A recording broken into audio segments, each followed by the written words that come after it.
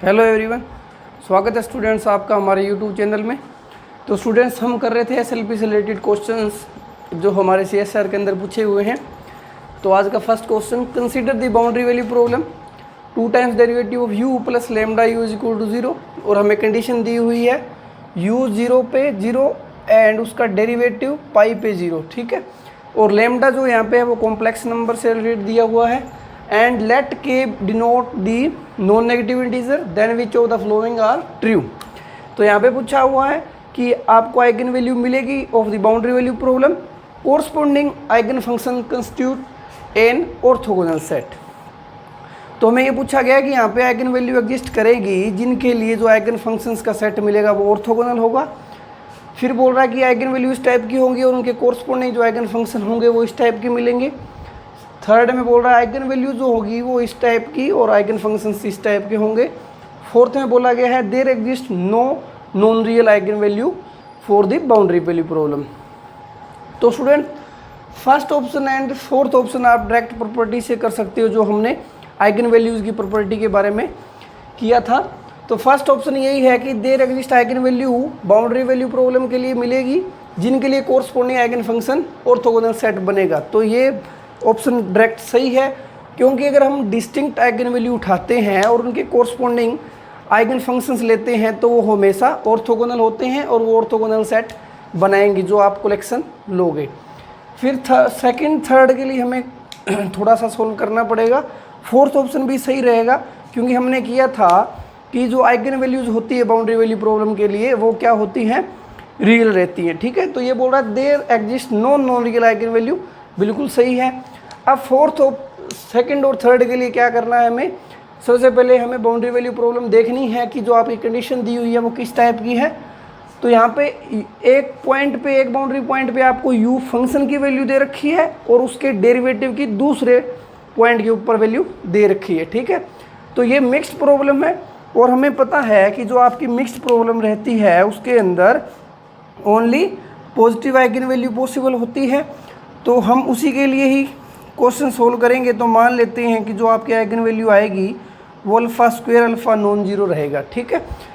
फिर आप इसकी कोरस्पॉन्डिंग जब आप अल्फ़ा स्क्वायर पुट करोगे लेमडा को तो जो आपको u मिलेगा वो c1 कोस alpha x plus c2 sine alpha x ये मिलेगा। फिर हम इसमें कंडीशंस पुट करेंगे जो हमें दे रखी है। तो आपको जो u0 दे रखा है स्टूडेंट्स, u0 पे 0, वहाँ से आप देखोगे कि आपको c1 0 मिल जाएगा। जब c1 पुट इसमें करोगे 0 तो आपको जो सॉल्यूशन रह जाएगा इसके बाद में वो आपका क्या रह जाएगा, u is equal to c2 sine alpha x. फिर हम इसका डेरिवेटिव निकाल लेंगे। तो इसका डेरिवेटिव क्या मिलेगा हमें, u dash is equal to c2 alpha cos alpha x. अब इसके अंदर जो कंडीशन दी हुई है वो पाई पे 0 दिया हुआ है डेरिवेटिव। तो इसके अंदर जब आप पाई पुट करोगे तो आपको मिलेगा, ये 0 दिया हुआ है तो यहाँ से हमें मिलेगा कि जो c2 alpha cos alpha pi is equal to 0। अब अल्फ़ा नॉन जीरो है तो या c2 0 बनेगा या आपका कोस अल्फ़ा पाई 0 बनेगा। अगर c2 को 0 पुट किया तो नॉन ट्रिवियल सॉल्यूशन नहीं मिलेगा क्योंकि c1 पहले 0 हो चुका है, ठीक है। तो यहाँ पे c2 0 नहीं होगा, अल्फ़ा जी नॉन जीरो हमने ले रखा है। तो जो आपका यहाँ से कोस अल्फ़ा 0 मिलेगा, आपको कोस अल्फ़ा पाई 0 मिलेगा और यहाँ से जो अल्फ़ा मिलेगा वो आपका 2k plus 1 pi by 2 alpha pi, sorry ये पूरा एंगल कंप्लीट जो अल्फ़ा पाई है वो आपको 2k प्लस 1 पाई बाई 2 मिलेगा क्योंकि कोस alpha pi cos 0 2k plus 1 pi by 2 पे 0 होता है, ठीक है। और जो आपका k है वो इंटीजर से बिलोंग करेगा, यहाँ पे k बिलोंग्स टू इंटीजर्स। अब स्टूडेंट्स हम अल्फ़ा निकाल सकते हैं, पाई से पाई कैंसिल हो जाएगा। तो जो आपका अल्फ़ा निकल के मिलेगा हमें सोल्व करने के बाद 2 को अंदर लेके जाएंगे तो k प्लस हाफ और आपको जो u मिलेगा अब c2 साइन अल्फ़ा की जगह ये फंक्शन हमें मिला था c2 नॉन जीरो मिल गया था। तो साइन अल्फ़ा की जगह हम क्या पुट करेंगे, k प्लस 1/2 x ये आइगन फंक्शंस मिलेंगे। अब लेमडा को क्या था अल्फा स्क्वायर, इसका स्क्वायर कर देंगे k+1 का होल स्क्वायर। ठीक है, तो आपको आइगन वैल्यू इस फॉर्म की मिलेगी और आइगन फंक्शन इस फॉर्म के मिलेंगे। ठीक है, तो आपका सेकंड ऑप्शन ट्रू हो गया, थर्ड ऑप्शन रॉन्ग हो गया। ठीक है, तो इस क्वेश्चन के अंदर हमने देखा स्टूडेंट्स की 1, 2 और फोर्थ ऑप्शन आपके करेक्ट हो गए और ये भी क्वेश्चन बिल्कुल पूरा थ्योरेटिकल बेस पे था। तो चलिए नेक्स्ट क्वेश्चन पे चलते हैं। Question students, the set of real numbers lambda for which the boundary value problem 2 times derivative y plus lambda y equal to 0 और कंडीशन हमें दी है y 0 पे 0 और y पाई पे 0 has non trivial solution is. अब ये पूछ रहा है कि जो आइगन वैल्यू मिलती है हमें लैम्डा रियल नंबर ऐसे कौन से मिलेंगे इन कंडीशन के साथ जिसके कोरस्पॉन्डिंग हमें नॉन ट्रिवियल सॉल्यूशंस मिलेंगे। ठीक है, फर्स्ट ऑप्शन में इसने -0 पूरा इंटरवल दिया हुआ है, फिर √n जहाँ पे n आपका इंटीजर है पॉजिटिव एंड n² n आपका पॉजिटिव इंटीजर है। ठीक है, तो ये हमसे पूछ रहा है कि जो आपकी आइगन वैल्यूज़ आएंगी वो किस टाइप की आएंगी। ठीक है, तो फर्स्ट ऑप्शन आप डायरेक्ट नेगलेक्ट कर सकते हो स्टूडेंट्स, क्योंकि जो आपकी आइगन वैल्यूज़ रहती है हमेशा काउंटेबल रहती है, ये अनकाउंटेबल सेट दिया हुआ है।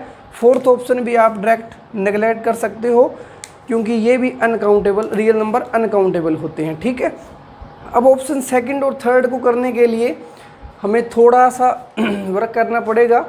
अगर हम कंडीशन देखें y 0 पे 0 y पाई पे 0 तो ये डिरिक्ली प्रॉब्लम है और डिरिक्ली प्रॉब्लम में हमें जस्ट जो काम करना रहता है वो alpha square alpha non zero होना चाहिए। ठीक है, ओनली पॉजिटिव आइगन वैल्यू ही एग्जिस्ट करती है इस केस में। तो जब आप इसको सोल्व करोगे तो आपको solution C1 cos alpha x C2 sine alpha x। अब इस क्वेश्चन को, इस सॉल्यूशन को देख के आप जो आपकी बाउंड्री वैल्यू प्रॉब्लम दिख रही है तो y 0 पे 0 आप देख सकते हो, ये तो 0 होता नहीं, मीन्स जो आपका C2 साइन अल्फ़ा x भी इसी के अंदर भी आपका यही रहने वाला है, साइन टाइप का ही मिलेगा आपको जो सॉल्यूशन मिलेगा, लेकिन हमें आइगन वैल्यूज़ निकालनी है। ठीक है, तो जो आपको y 0 पे 0 है वो आपको बताएगा C1 0, फिर यहाँ से हमें मिलेगा कि जो आपका y है वो C2 साइन अल्फ़ा x, फिर दूसरी कंडीशन पुट करेंगे y पाई पे 0, वहाँ से स्टूडेंट्स यहाँ से देखोगे C2 sine alpha pi is equal to 0। अब वही कंडीशन फिर आएगी C2 0 या ये 0, C2 को 0 नहीं कर सकते, नॉन ट्रिवियल सॉल्यूशन के लिए इसको 0 करना पड़ेगा। तो यहाँ से sine alpha pi is equal to 0 जब लोगे तो अल्फ़ा पाई आपका जो आएगा वो n पाई आएगा, पाई से पाई कैंसिल और n is equal to n, और n आपका नॉन जीरो इंटीजर आप ले सकते हो क्योंकि यहाँ से जो लैम्डा मिलेगी आपको n² मिलेगा। ठीक है, तो जो आपकी आइगन वैल्यूज़ मिलेंगी वो ये नहीं मिलेंगी, थर्ड ऑप्शन आपका सही होगा। ठीक है, फिर हम चलते हैं सेकंड क्वेश्चन पे जो 2019 में जून में पूछा 18 में पूछा हुआ है जून में। कंसीडर दी SLP उसी फॉर्म में दी हुई है और कंडीशन दे रखी है y 0 पे 0, सेम यही चीज़ें हैं लेकिन ऑप्शन बदल दिए गए हैं। तो बोल रहा है there exist countably many eigen value, there exist n countably, तो आपको पता है आइगन वैल्यू जो रहेंगी बाउंड्री वैल्यू प्रॉब्लम SLP के लिए वो क्या होती है, काउंटेबली होती हैं, अनकाउंटेबल नहीं होती। तो सेकंड ऑप्शन आपका रॉन्ग हो गया। ठीक है, फिर बोल रहा है कि each eigen function corresponding to eigen value lambda has exactly under root lambda -1 zeros in 0 to pi. तो इस क्वेश्चन को देख के हमें पता है कि जो आपका लेमडा निकल के आने वाला है वो क्या निकलेगा n², और जो n है वो आपका इंटीजर्स में नॉन जीरो इंटीजर आएगा, जो आपका n बिलोंग करेगा वो ये आएगा। ठीक है जी, अब ये पूछ रहा है जीरोज़ की बात हो रही है, हमने प्रॉपर्टीज़ के अंदर किया था कि जो आपका आइगन फंक्शन मिलता है, जो भी yn आइगन फंक्शन है लेमडा n के corresponding, lambda n eigen value लो उसके कोरस्पॉन्डिंग जो आइगन फंक्शन yn मिलता है उसके पास n-1 क्या होते हैं जीरोज़। ठीक है, इन द डोमेन। तो आप जब देखोगे n यहाँ से निकालो, n क्या निकलेगा, यहाँ से lambda is equal to n² है तो आपका n जो निकलेगा वो अंडर रूट लेमडा हो जाएगा। तो आप देख सकते हो n-1 मीन्स √λ-1। तो ये ऑप्शन नेगलेक्ट, ये ऑप्शन करेक्ट, ठीक है। तो ये दोनों पार्ट सी के क्वेश्चन थे। तो इसमें एक फर्स्ट और थर्ड ऑप्शन इसमें करेक्ट हो जाएंगे। तो ये 2019 में पूछा हुआ था और ये क्वेश्चन 2017 में पूछा हुआ था। तो स्टूडेंट्स आज हमने 3 क्वेश्चंस किए और आपने देखा बिल्कुल ये थ्योरेटिकल बेसिस पे थे जिनमें टाइम इतना नहीं लगता।